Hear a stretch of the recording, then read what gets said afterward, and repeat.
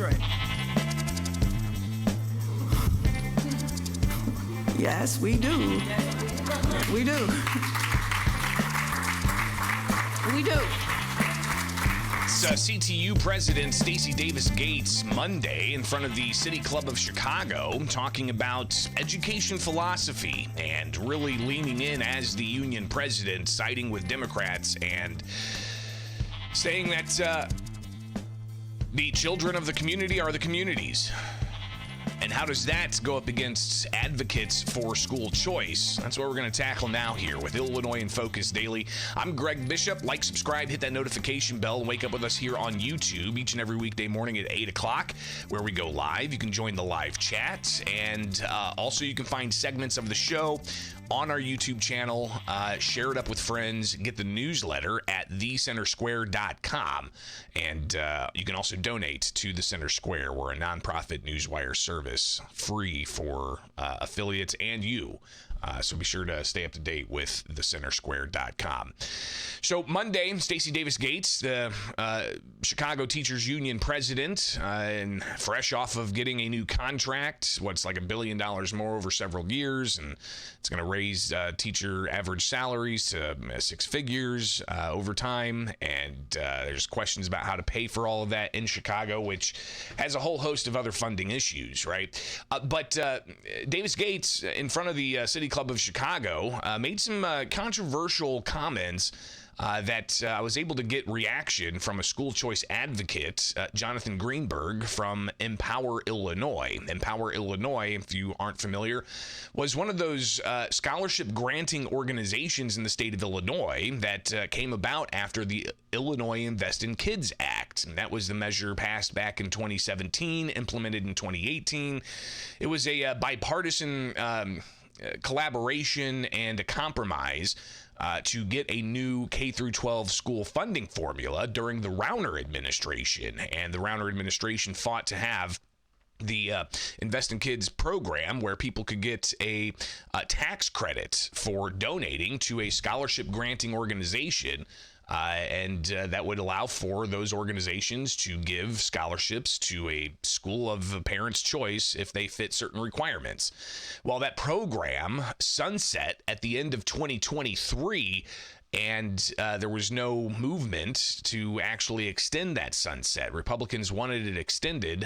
There was a rather interesting collection of different types of advocates on the ground in Springfield for weeks advocating for extending the sunset of the Invest in Kids program, but Democrats in the supermajority did not advance that. A lot of people saying it's because teachers unions, like the Chicago Teachers Union, came in with their political approach and kept the program from being extended. So that's where Empower Illinois comes into this equation. And I talked with Jonathan Greenberg yesterday. But to Monday, Stacy Davis-Gates in front of the City Club of Chicago, she talked about some philosophy. And in particular, somebody she quotes and talks about children and who's responsible for them. Baldwin says the children are always ours.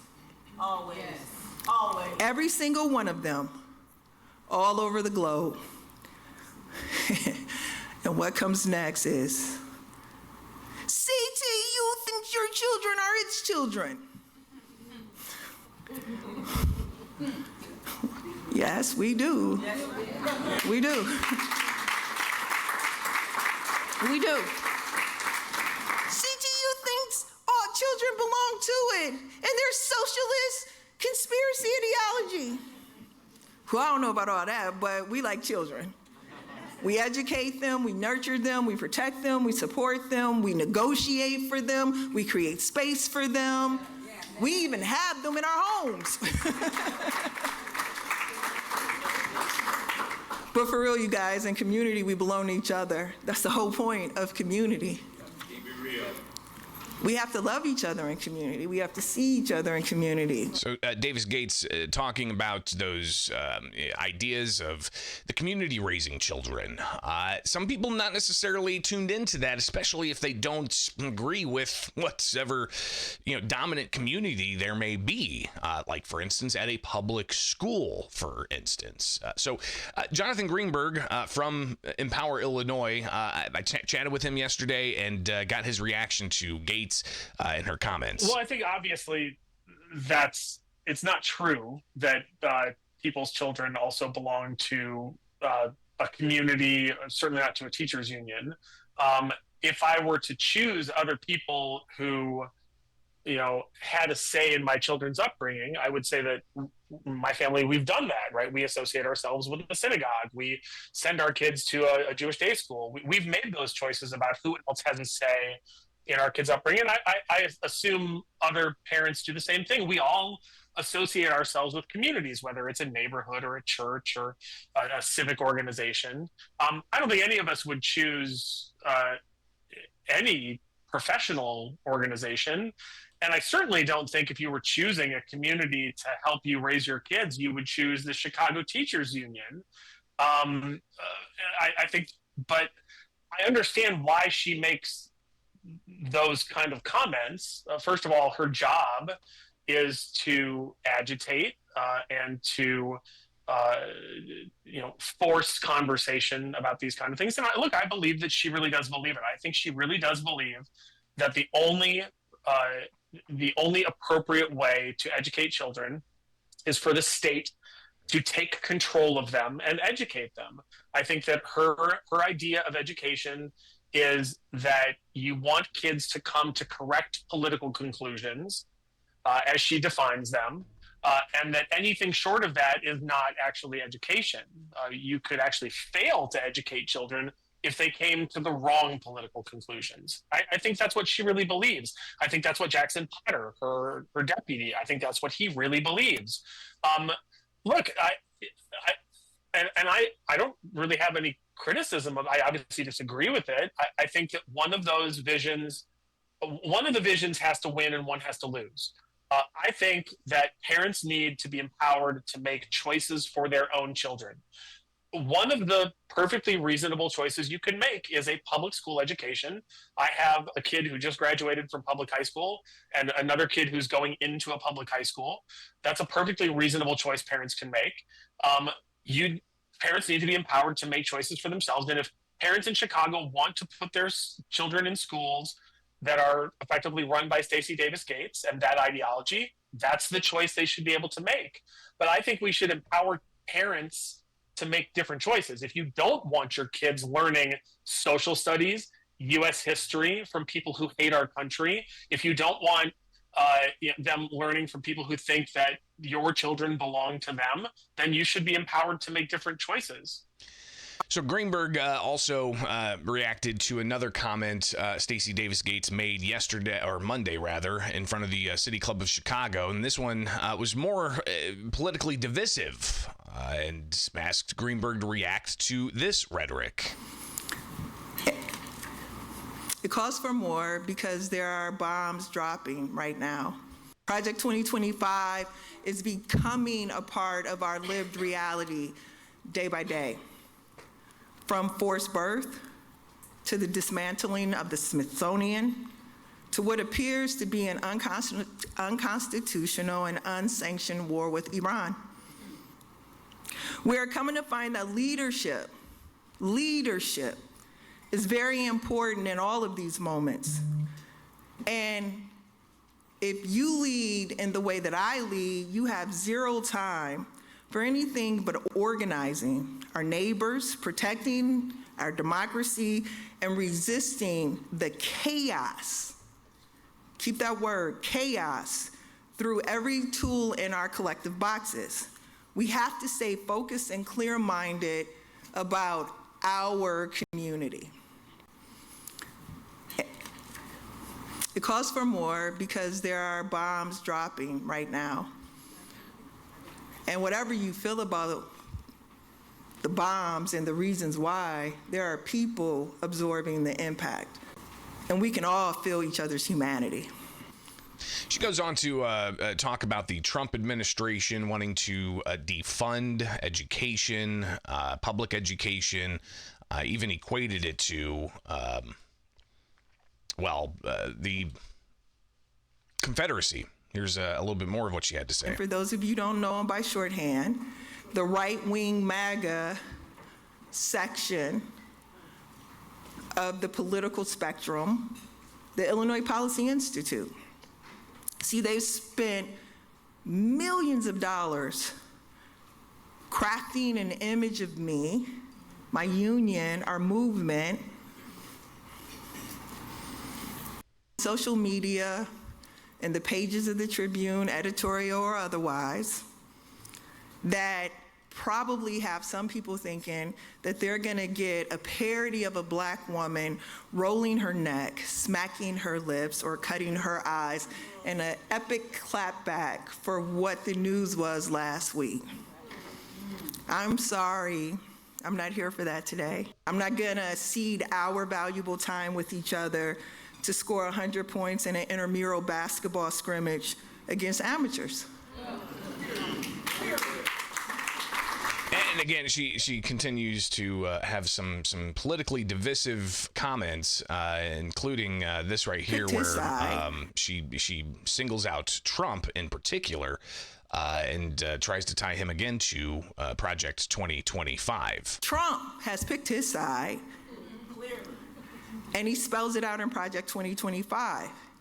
He is here to win the relitigation of the Civil War and finish the work of the Confederacy. But what are we leading? What is the resolution of the unfinished work of the Freedmen's Bureau? This is a blue state, right? How many Underground Railroad sites have you taken kids to on a field trip? My God. This is a blue county, isn't it? A blue city with blue executive and legislative leadership. Which side are we on? So the idea that Trump is trying to win the relitigation of the Civil War and have the Confederacy win in the end, what kind of rhetoric is that, and is that helpful at all? Again, to empower Illinois CEO Jonathan Greenberg, who advocates for school choice, essentially doubling down that rhetoric like that doesn't help, and it's another instance of where parents need choice. No, but it's not designed to help it. It's designed to get people who are sensitive to that kind of rhetoric to shut up. She's not trying to have a discussion or have a conversation. She's trying to shut people up if she can by calling them racist. So and the entire move, I read a whole book not too long ago by a University of Illinois professor about how the roots of the of private schools are all in racism and traceable back to the separate but equal school rulings when a lot of Southern communities did set up private schools. How the entire private school movement is founded in race. Look, none of that is helpful. None of that educates a kid. None of that gives a kid a better future. None of that helps a family make better choices for their kids. All it does is try to get people who disagree with them to shut up, to be scared of them, to be scared of being called a racist. It's silly. It really doesn't make any sense. Back to Confederate times, was there a big push for school defunding during Confederate times? I don't know, and neither is Stacy Davis Gates, and she doesn't care. She, like I said, she just wants people to shut up. So Greenberg obviously reacting to the political and educational philosophy of Stacy Davis Gates, but he's also talking about what's going on over in Washington, D.C. with the so-called Big Beautiful Bill.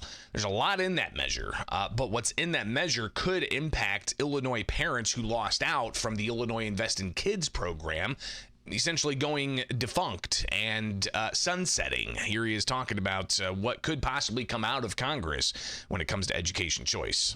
Yeah, we're really excited about this. So under consideration as part of the One Big Beautiful Bill is what's called the Educational Choice for Children Act, ECCA.